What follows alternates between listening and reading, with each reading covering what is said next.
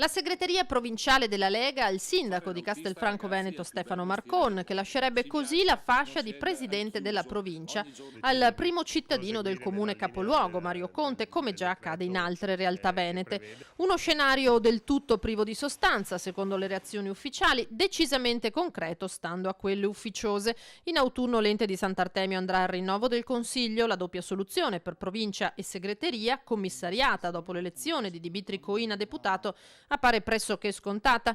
Conte si schernisce. Credo che sia ancora tutto assolutamente prematuro. Oggi abbiamo un grandissimo presidente della provincia, Stefano Marcon, e andiamo avanti così. Poi se qualcuno mi chiederà la disponibilità faremo tutte le valutazioni del caso. In questo momento abbiamo Stefano Marcon presidente e va benissimo così. Marcon va al sodo. Se la Lega lo vorrà segretario non si tirerà indietro, fatto salvo rinunciare a una delle 3 cariche. Io sono sempre a disposizione del partito, sempre a disposizione dei militanti, sono loro che decideranno che cosa è più opportuno per la provincia di Treviso. Ricopro i ruoli che ricopro sempre con somma gioia e cerco di dedicarmi al massimo e sono a disposizione di eventuali chiamate.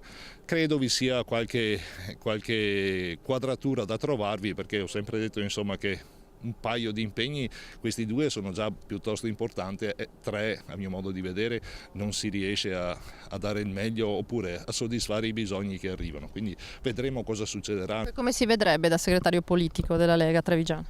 Mi vedrei come un segretario che ha di fronte delle sfide da portare avanti, i 52 comuni che vanno al voto, le elezioni europee.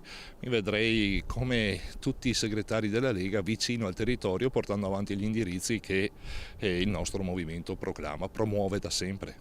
Qualcosa in particolare? No, non mi faccia dire cose da segretario, perché non sono segretario e non è detto che ciò accada. Io ripeto, 2 ruoli li ho, li porto avanti, se serve ci sono.